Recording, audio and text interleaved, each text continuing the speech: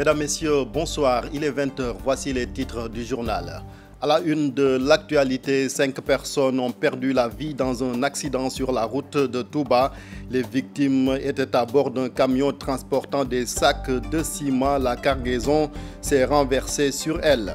Touba la Sainte a rendu un dernier hommage à Serigne Sidi Mokhtar Mbacké 3 jours après son rappel à Dieu. Récital de Coran et des Khassaïd ont ponctué cette journée de prière. Les propos de Donald Trump traitant l'Afrique et Haïti de pays de merde fâchent le Sénégal. Le gouvernement, à travers le ministère des Affaires étrangères, a convoqué l'ambassadeur américain pour lui remettre la note de protestation. Affaire bébé Seynabou, l'hôpital principal dégage sa responsabilité dans la mort de cette fillette suite à des brûlures. Son père avait auparavant dénoncé une erreur de diagnostic. Vous entendrez la réaction du directeur de l'établissement sanitaire.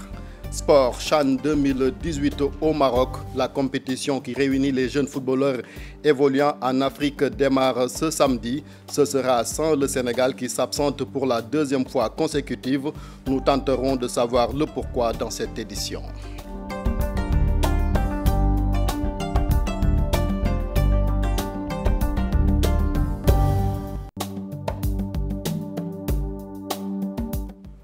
Bienvenue si vous nous rejoignez sur TFM. Un accident sur la route de Touba a fait 5 morts. C'est un camion qui s'est renversé. Le camion transportait justement du ciment et les victimes également au nombre de 5. C'est dans un village situé non loin de Touba. N'est-ce pas, Mohamed Jodiop, vous êtes notre correspondant à Touba. Très exactement, Chérif Dia. L'accident s'est déroulé plus exactement au village de Darou Khafor. C'était à 13h, au moment donc où beaucoup de monde ralliait la ville de Touba. 5 personnes ont été tuées sur le coup et une trentaine autres ont eu des blessures et ont été évacuées à l'hôpital Matlaboul Fawzine de Touba et à l'hôpital Heinrich Lübke de Diourbel. Maintenant, concernant les circonstances de cet énième drame sur les routes, nos sources précisent que c'est un camion rempli de ciment. Le chauffeur avait eu la mauvaise idée de prendre quelques passagers à Diourbel à destination de la ville sainte de Touba. Arrivé à Darou Khafor, il a perdu le contrôle de son véhicule et certains passagers se sont retrouvés coincés sous le chargement de ciment. Le chauffeur également est blessé. Il sera procédé à son arrestation dès qu'il sera en mesure de répondre aux questions des enquêteurs de la brigade de gendarmerie de Mbacké, Chérif Dia. Jodiop, l'autre actualité, c'est cet hommage rendu à Serigne Sidi Mokhtar Mbacké, le 7e khalife général des Mourides, à travers une journée de prière. On imagine cette ferveur à Touba aujourd'hui. Une grosse ferveur, mais également une grosse mobilisation des fidèles. Aujourd'hui, à Touba, la Sainte était noire de monde, que ce soit à Guimbine, fief de Serigne Sidi Mokhtar Mbacké, le 7e khalife général des Mourides, que ce soit également à Darou Minam, le quartier du nouveau khalife général des Mourides, Serigne Mountakha Bassirou Mbacké. Lecture du Coran et de Khassaïd Chérif était au menu de cette journée de recueillement, mais également le balai des autorités s'est poursuivi toute cette journée. À l'INSA de l'AFP, Idrissa Seck par exemple, le Parti démocratique sénégalais également, tous étaient au rendez-vous pour renouveler leur allégeance et présenter également leurs condoléances au nouveau khalife général des Mourides, Serigne Mountakha Mbacké.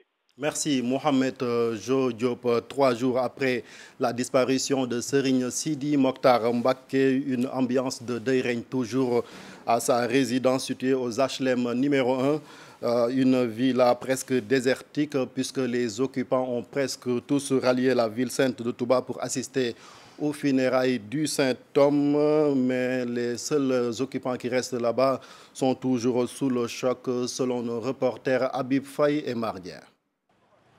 Tout est calme chez le défunt khalife aux HLM. L'ambiance n'est plus celle habituelle. Un fauteuil vide qui ne verra plus son propriétaire. On n'y entend que des chants religieux.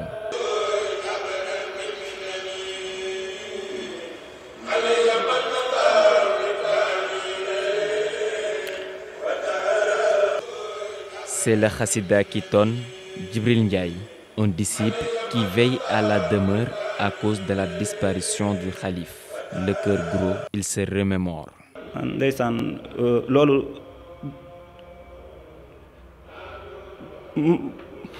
mënuma sax wax ci loolu Sine Sidi daal ñu ngi ñaan rek yàlla taañu ci barkeem. Mohamed, un des gérants du chantier de la mosquée Massalihul Jinan, a vu son espoir trahi. Sa disparition m'a tellement surpris. J'attendais à ce qu'il inaugure la mosquée de Massalihul Jinan, mais aussi qu'il dirige la prière. Ces deux jeunes acceptent la volonté divine et s'en remettent à Dieu. Il faudrait que tous les musulmans soient ensemble, soyons unis, la main dans la main et croyons en Allah, le Créateur. Il faut que l'on veille au ndigal pour être de bons croyants. Au lendemain du rappel à Dieu de Serigne Cheikh Sidi Mokhtar Mbacké, la maison est déserte. Seuls quelques disciples inconsolables veillent au grain tout en acceptant la volonté divine. La circulation d'habitude dense est devenue subitement fluide. Le geste des khalifes généraux des Tijanes et des Mourides devrait inspirer la classe politique. Un sentiment partagé par Aïmerou Nying et Ndel Madior Diouf. Le président du groupe parlementaire Benno Bokk Yakaar à l'Assemblée nationale demande à l'opposition de répondre à l'appel du président Macky Sall pour le dialogue, tandis que la présidente du parti RN NUA pose ses conditions. Reportage Cheikh Tidiane Dione Mohamed Dien. Le khalife général des Tidianes à Touba pour présenter ses condoléances suite au rappel à Dieu de Serigne Sidi Mokhtar Mbacké. Des images pleines de sens et de symboles, une fraternité musulmane au beau fixe décrypte la classe politique. Ça ne peut se passer qu'ainsi, parce que dans toute l'histoire, ça a toujours été ainsi. Parce que d'abord, c'est des frères de sang, mais en plus, ils savent qu'ils ont finalement le même patrimoine, ils ont le même héritage, qui est l'héritage du prophète sallallahu alayhi wa sallam, paix et salut sur lui. Ces deux confréries importantes pour le Sénégal, et l'appel que les uns et les autres ont toujours fait, c'était que l'islam puisse être vécu, puisse être célébré, puisse être épanoui. Ce que j'ai entendu, ce que j'ai vu hier, c'est qu'il a rappelé à tous les musulmans du Sénégal qu'il n'y a pas de musulmans de Tidjane et de musulmans de Touba. Hein? Donc, et ça, c'est très important. Il n'y a pas de lune de Tivaouane et de lune de Touba. Il y a une lune de Dieu, une lune de vérité. Et en 2018, si on assiste à des khalifes qui nous fassent revenir à la réalité. Une rencontre pleine de signification. Ainsi, la classe politique est invitée à s'inspirer de cet exemple pour enfin réaliser le dialogue tant attendu. Maintenant, je pense qu'au-delà des discours politiciens, il y a quelque chose qui nous unit et qui est très, très, très fort. C'est cette appartenance que nous avons de ce pays, et de nos valeurs culturelles, de nos valeurs sociologiques, et qui fait que demain, les gens doivent pouvoir s'entendre. C'est vrai maintenant qu'on peut s'entendre autour du débat, autour de la concertation, mais aussi on peut s'entendre autour de l'Assemblée nationale sur des questions qui sont des questions qui concernent la législation et de ses branches et de ses fruits. La seule sève nourricière qui permet en tout cas au Sénégal de pouvoir se développer dans la paix et dans la concorde, cette sève-là doit nous irriguer tous. Est-ce que ça peut se ramifier jusqu'à s'étendre dans le milieu de la politique sénégalaise? Ça, c'est un autre problème. Au Sénégal, on assiste depuis quelque temps à une politique du mataï, quoi. Donc, on ne peut pas se permettre aujourd'hui de faire des élections sans qu'il y ait une distribution normale des cartes d'électeurs. Parce que le fond du problème, c'est ça. Entre lui et les chefs de parti, hein, donc dans un espace beaucoup plus serein, ça va beaucoup plus crédibiliser les décisions qu'ils ont à prendre et ça pourrait calmer quand même cette tension à propos de ce dialogue politique. Après moult tentatives de dialogue entre pouvoir et opposition, la mayonnaise tarde toujours à prendre. Les deux camps s'accusent mutuellement de l'échec d'une éventuelle concertation. Pour l'heure, tout est au point mort. Espérons que la prochaine sera la bonne pour un dialogue sincère, fécond et inclusif. Le président du club de la presse reste formel. Cette rencontre entre Serigne Mountakha Mbacké, khalife général des Mourides, et Serigne Mbaye Sy Mansour, khalife général des Tidjanes, devait être un prétexte pour les hommes politiques à dialoguer. Abdou Nying est toujours interrogé par Cheikh Tidiane Dione. C'était émouvant que de voir une image, le khalife général des Tidjanes qui se rend auprès du nouveau khalife général des Mourides. La fraternité qui existait entre ces deux patriarches, on les voit, mais l'atmosphère était tellement détendue qu'on pense que c'était une même famille. Et je crois que, pour vous dire que Maître Abdoulaye Wade est un fin politicien, si vous avez lu, je crois, avant-hier ou hier, ils ont fait un communiqué pour dire qu'ils sont d'accord pour qu'il y ait un dialogue. C'est le moment, c'est un bon prétexte pour que tout le monde se regroupe autour de l'essentiel pour que nous ayons des élections apaisées. Et c'est possible. Le Sénégal, ce n'est pas n'importe quel pays. Nous avons la chance, encore une fois, en Afrique, d'être un modèle. L'opposition du pouvoir sache que nous sommes tous des Sénégalais et nous devons œuvrer pour que la paix sociale règne dans notre pays. Ces Sénégalais dont parle Abdou Nying ont également réagi. Ils apprécient à sa juste valeur cette image renvoyée par les deux hommes de Dieu. Ils sont ici interrogés par Boucar Ndour.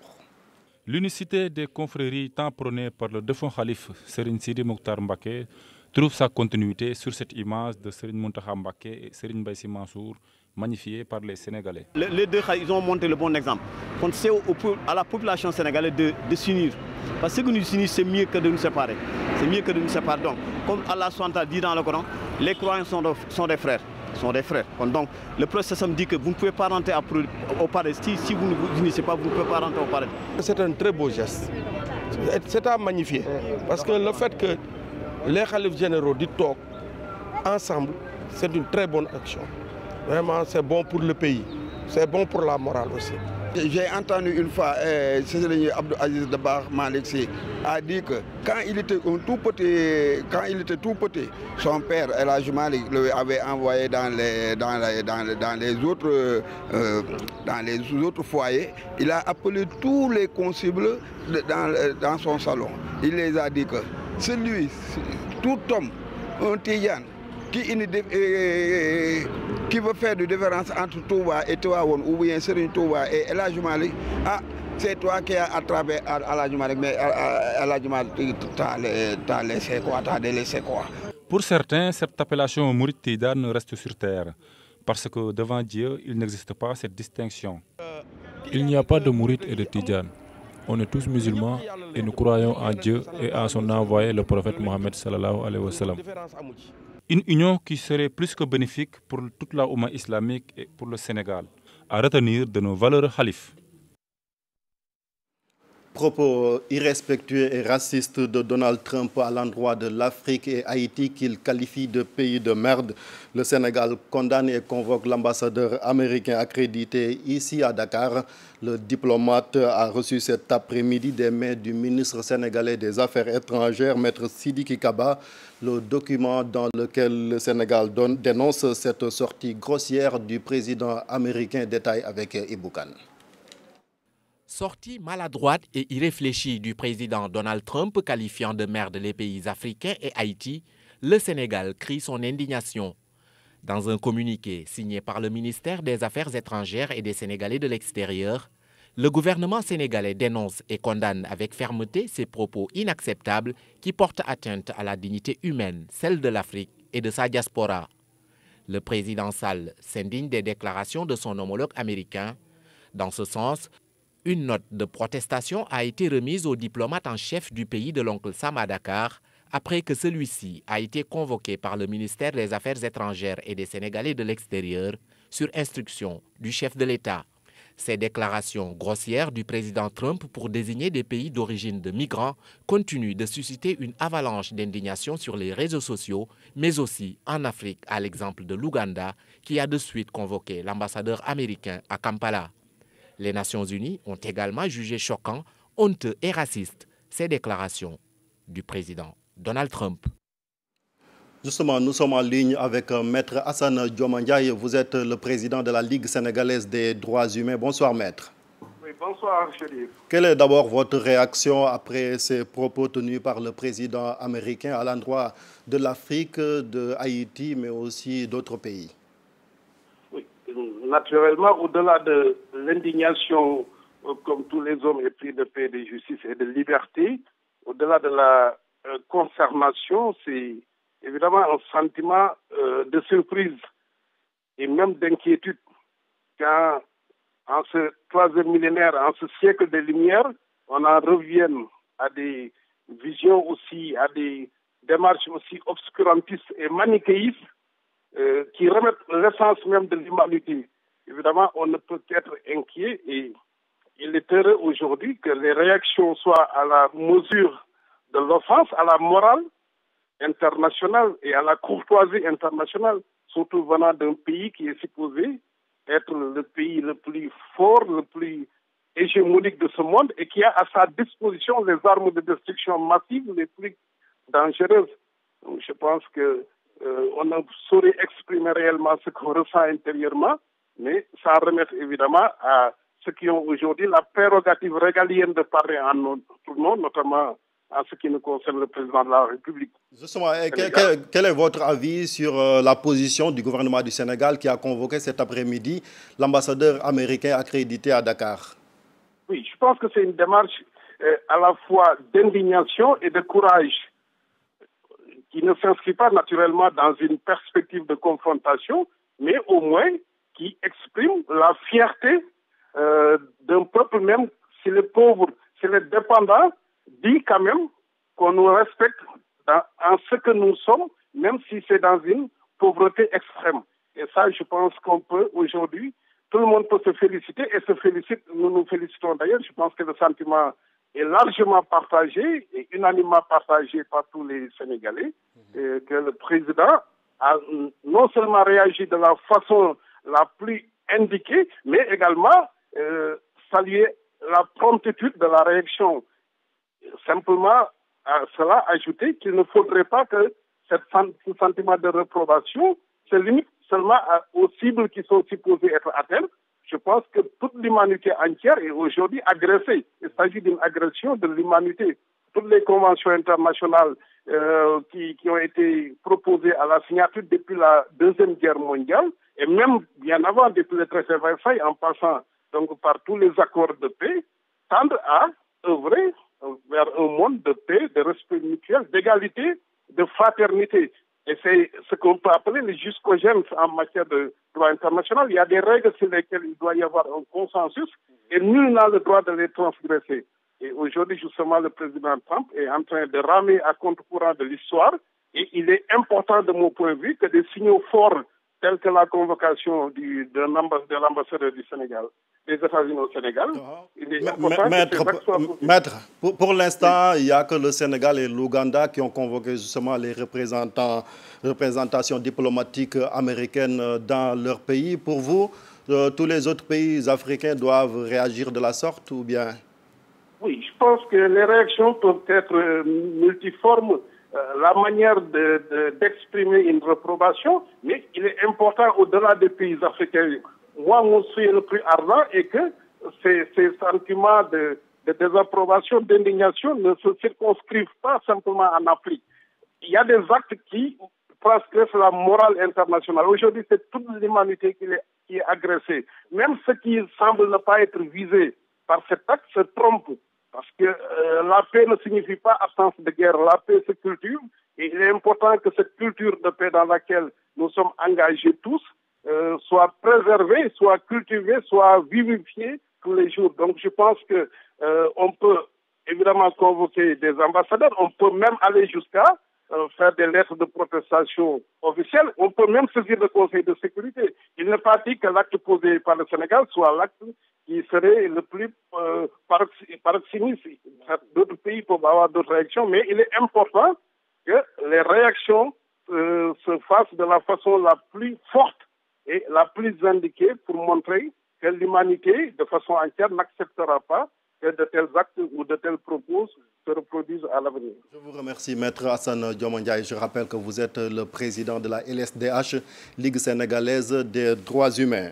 Je vous le disais en titre, l'hôpital principal de Dakar dégage sa responsabilité dans la mort de bébé Seynabou à la suite des brûlures. Pour rappel, dans une contribution sur les réseaux sociaux, le père de cette fillette avait indexé le diagnostic des médecins de l'hôpital principal. Le directeur de cette structure sanitaire reste convaincu que l'enfant a été pris en charge. Normalement, nous écoutons les précisions du général Momar Sen. Il est interrogé ici par Moussa Ngom et Younous Diatta. Je respecte la famille. Quand on perd un enfant, c'est toujours comme ça, c'est difficile. Moi, je lui présente mes condoléances, mais en âme et conscience, la prise en charge a été bien faite. Il y a des choses, je ne rentrerai pas dans les détails, mais c'est une brûlure qui est grave avec un pronostic vital qui était réservé. Le papa était bien, a reçu des informations éclairées. Voilà. Nous, on n'a rien à cacher, le dossier est là et on nous connaît, on prend bien en charge le malade. Ce malade est venu d'une structure extérieure, on n'en a pas parlé. Il est arrivé dans nos structures, choqué, anémié. Il a fallu une forte réanimation pour la maintenir en vie. Ça a duré 1 mois. Au moment où on pensait passer un cap, bon, le décès est arrivé. Nous restons toujours avec le général Momar Sen, le médecin-chef directeur de l'hôpital principal donne de bonnes nouvelles concernant les 3 blessés du carnage de Bofa Bayot admis dans sa structure sanitaire. Leur état de santé est stable, rassure le général Momar Sen. Il s'exprimait donc cet après-midi en marge de la cérémonie de remise d'insignes aux travailleurs de l'hôpital principal. Éducation, le grand cadre des syndicats d'enseignants va dérouler son plan d'action à partir de la semaine prochaine avec un débrayage d'abord le 16 janvier en plus d'une grève totale le lendemain 17.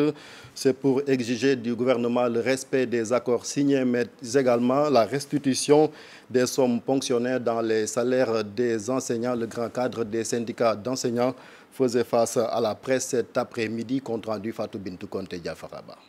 Après une année scolaire 2016-2017 sans perturbation, cette année, l'enseignement risque d'être mouvementé. Le grand cadre des syndicats d'enseignants s'indigne du non-respect des accords par le gouvernement. La grande frustration des enseignantes et des enseignants est née de cette attitude de défiance du gouvernement qui a conduit le grand cadre à déposer un préavis de grève le 24 novembre 2017. Ces syndicats d'enseignants courent toujours vers le respect de leurs plateformes revendicatives. Le respect des accords signés entre le gouvernement et les syndicats le 17 février 2014, le respect du principe de la gestion démocratique des personnels enseignants, la diligence dans la sortie du statut des élèves maîtres sortants des CRFPE, l'augmentation substantielle de toutes les indemnités allouées aux enseignants, le relèvement substantiel de la part allouée aux préscolaires et à la petite enfance dans le budget de l'éducation, la diligence dans la mise en place des crédits DMC et enfin la fin de toutes les lenteurs administratives qui aujourd'hui sont en train de plomber la carrière des enseignantes et des enseignants. Et face au mutisme de l'État, ils ont décidé dès la semaine prochaine de dérouler leur plan d'avertissement. Mardi 16 janvier 2018, nous allons observer un débrayage à partir de 10 h dans tous les établissements. Et à l'issue, après ce débrayage, on tient des assemblées générales qui nous permettront de recueillir les différents avis des enseignants et des enseignants. Le jour suivant, mercredi 17 janvier 2018, ce sera une journée de grève totale où nous n'allons même pas aller sur les lieux de travail. Ces enseignants prennent pour responsable l'État de toutes les perturbations qui surviendront durant cette année scolaire, surtout avec les ponctions notées sur les salaires que le grand cadre considère comme de la provocation. Marche pacifique des élèves du lycée de Richard Toll, c'est ce matin. Les potaches exigent l'amélioration de leurs conditions de vie et de travail car à leurs yeux, l'établissement souffre de plusieurs maux qui ont pour nom manque de table-banc, de salles de travaux pratiques, mais également des moyens de transport. Nous suivons le compte-rendu de nos correspondants à Saint-Louis, Ousseynou Diop, Habib Seck. Les jeunes du lycée de Richard Toll étaient dans les rues. Ils ont organisé une marche en quittant le lycée pour assiéger la mairie. Selon ces jeunes, le lycée manque de table-banc et des salles de pratique pour les élèves des CRS. Vu que notre établissement a beaucoup de mots, dans ce cas on vit dans des conditions telles endolories, camarades, nous réclamons la construction immédiate d'un nouveau bloc contenant des salles de classe pour pallier à cette effectif pléthorique. Nous voulons que le laboratoire soit construit avec les élèves des CRS. Avec les élèves de CRS, puissent s'adonner à la pratique scientifique. Dans la commune de Richard Toll, il existe un seul lycée qui regroupe des milliers de jeunes venus des autres localités. C'est pour cette raison qu'on note un surnombre d'élèves dans les salles de classe. À cela s'ajoute la distance très longue parcourue par les jeunes pour rallier le lycée dans des conditions très difficiles. De nombreux élèves rallient le lycée de Richard Toll en faisant des kilomètres. De ce fait, nous avons la disposition d'un bus pour transporter les élèves. Le reste des élèves, table-banc est largement en déséquilibre, raison pour laquelle nous exigeons la disposition des nouveaux table-bancs pour remédier à cette effectif pléthorique notoire. Lors de cette marche, les jeunes de la ville sucrière ont donné un ultimatum aux autorités jusqu'au mois de février pour régler définitivement leurs problèmes. Dans un pays soucieux de s'envoler vers l'émergence, les bonnes conditions de travail des élèves ne doivent pas se trouver à l'échelon le plus bas de l'échelle. Si l'État n'intervient pas dans les plus brefs délais, d'ici le mois de février, nous n'hésitons pas de passer à une vitesse supérieure. Trop c'est trop, à bon entendeur, salut. Tous les élèves du lycée ont participé à la marche. Les jeunes veulent que les autorités réagissent dans les plus brefs délais pour régler tous les maux dont souffre l'établissement public. L'heure est grave à l'agence de presse sénégalaise. L'APS, qui traverse des difficultés d'ordre financier et de ressources humaines. Conséquence, beaucoup de retards de salaire sont notés ces derniers temps. En réaction à cette situation, les travailleurs ont décidé de suspendre le fil blanc pour remplacer cela avec un service minimum à cause du rappel à Dieu du khalife général des Mourides de Serigne Sidi Mokhtar Mbacké, Aïssatou Paye. Les images sont signées Pape Sangone Mbaye. Insatisfaction totale, mauvaises conditions de travail, indignation auprès des employés de l'agence de presse sénégalaise. Énième alerte. C'est la préoccupation globale de la situation qui fait que nous en sommes arrivés à cet extrême. Des fois, on a même des problèmes de carburant pour se déplacer, pour aller en reportage. Il y a d'autres problèmes au niveau interne. Il y a un manque de moyens criards. Nos ordinateurs sont vétustes. Il n'y a pas à l'APS actuellement un journaliste qui a un ordinateur portable quand il doit aller en mission. La Sonatel nous a coupé et le téléphone et l'Internet. On est obligé de se rabattre sur l'ADIE. Fil blanc reconduit, le service minimum assuré. On va traiter que les actualités liées à Touba et à Casamance suite au massacre de Bofa. C'est ce que nous sommes en train de faire et c'est ce que nous faisons depuis mercredi et ce jusqu'à lundi prochain, Inch'Allah. On est à une moyenne de 5 dépêches uniquement par jour pour une agence qui en faisait une centaine. Je pense que c'est assez révélateur donc, de l'état d'esprit des travailleurs. Un budget qui peine à couvrir le fonctionnement de l'agence. En 2017, l'APS a également en 2018 un budget de 442 millions. C'est ce que nous avions en 2017, c'est ce qu'on a en 2017 et c'est ce qu'on aura, c'est ce qu'on aura en 2018. Donc je pense qu'à notre niveau, on n'a pas eu écho d'une quelconque augmentation de ce budget. Le budget reste à 442 millions, d'après les informations que nous avions eues, comme en 2017. Bientôt, une conférence de presse va se tenir pour dérouler un autre plan d'action.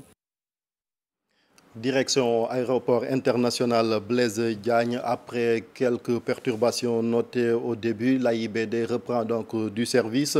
En un mois, le trafic passager est estimé à plus de 163 000 personnes, d'où la satisfaction des autorités aéroportières, nous disent nos reporters qui sont à Thiès. Cher Anta Diop, c'est la tire. La presse a visité l'aéroport international Blaise Diagne en compagnie des chefs de service et du directeur général de l'IMAC AIDB Souma. Visite guidée au niveau de la zone publique, au niveau des guichets des compagnies aériennes et des différents services offerts à l'aéroport international Blaise Diagne. Ici, tout fonctionne à merveille. Selon le directeur général, l'aéroport international Blaise Diagne est en marche. En tout cas, vous pouvez le constater aujourd'hui.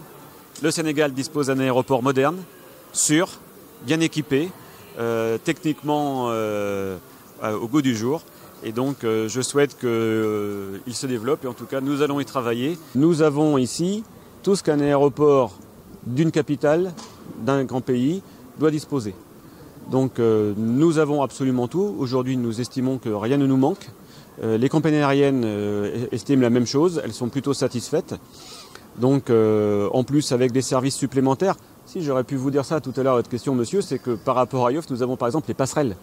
Les passerelles télescopiques, c'est quelque chose qui est très important, mais avec 2 lignes supplémentaires, effectivement, nous avons hérité du trafic de Yoff et nous avons rajouté 2 lignes supplémentaires, donc nous avons un peu plus de passagers. En insistant sur la précarisation des personnes impactées du projet de l'aéroport international Blaise Diagne à Kermousso et à Adias, selon les autorités de l'IMAC Aéroport international Blaise Diagne Souma, des investissements sont prévus dans le cadre de la responsabilité sociétale de l'entreprise pour aider les populations impactées. Nous sommes aussi là pour les aider à travailler, à évoluer et donc nous comptons le faire ensemble. C'est un travail de voisinage et nous comptons bien nous entendre avec nos voisins. Selon les autorités aéroportières, un aéroport de qualité constitue un grand défi qu'il faut absolument relever.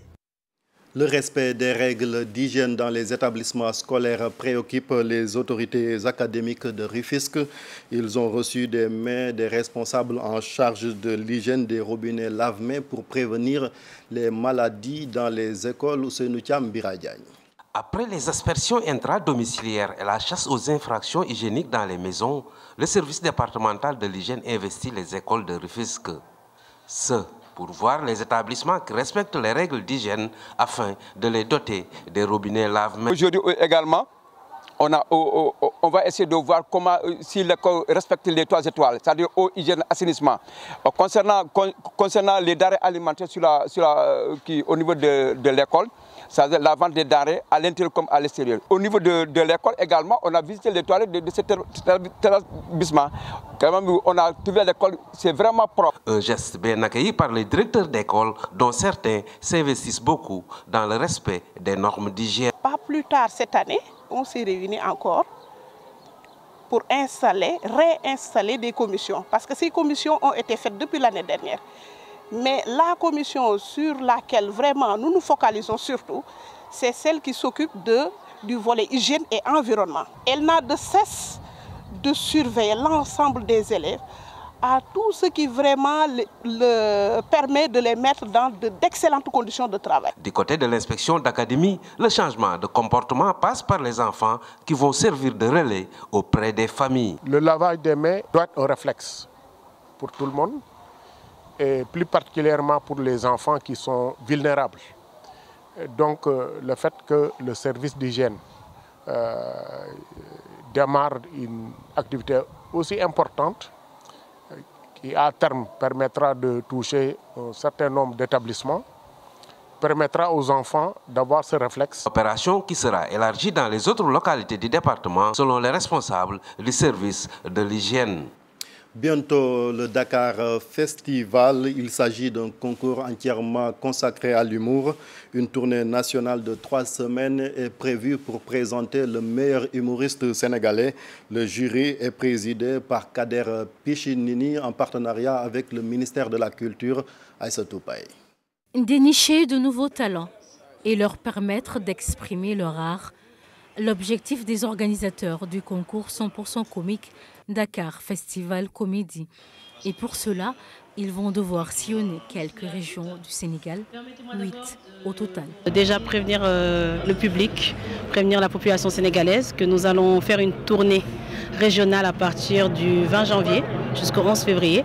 Donc nous allons aller dans 8 régions qui sont Dakar, Thiès, Mbour, Kaolack, Louga, Saint-Louis, Kolda et Ziguinchor à la recherche du meilleur humoriste. On s'est rendu compte qu'aujourd'hui il y a beaucoup de comédiens qui sont en train de faire des choses sur Facebook, sur les réseaux sociaux et autres, et qui ne sont pas connus du public forcément.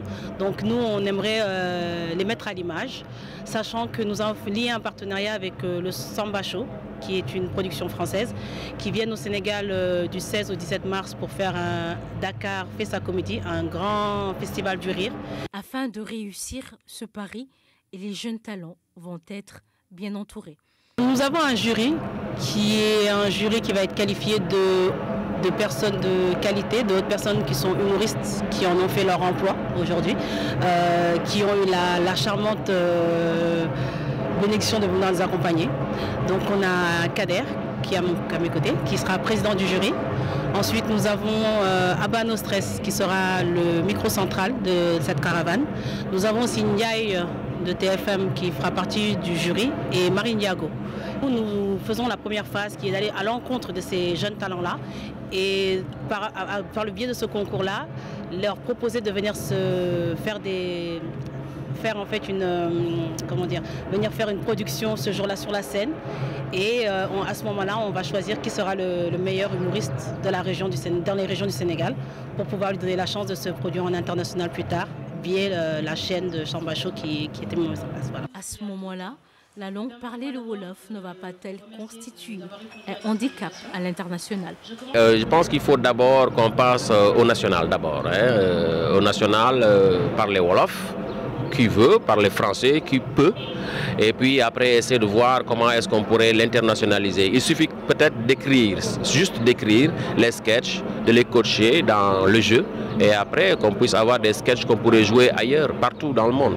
Durant au moins 3 semaines, en partenariat avec le Samba Show, le Dakar Festival Comédie va sillonner le Sénégal pour présenter aux Sénégalais le meilleur humoriste.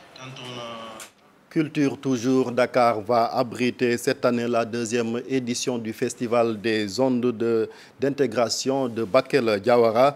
Le parrain, non moins ministre des Affaires étrangères, Maître Sidiki Kaba, demande à la communauté soninké de soutenir l'initiative du promoteur. Nous l'écoutons au micro de nos correspondants à Tambacounda, Moussa Omar Gueye, Amadou Diédiou.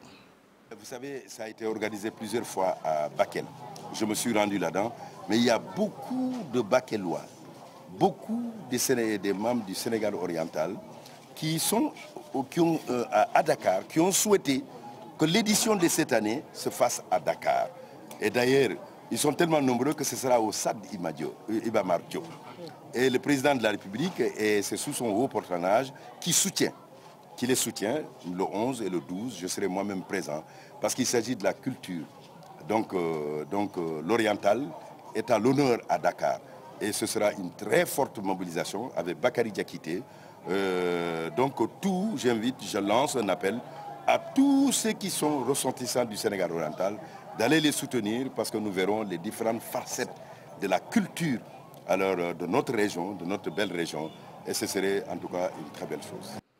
Le CHAN, championnat d'Afrique des Nations 2018, démarre demain samedi dans la capitale marocaine Casablanca. Sans la participation du Sénégal, un constat inquiétant pour le football local sénégalais de l'avis des experts.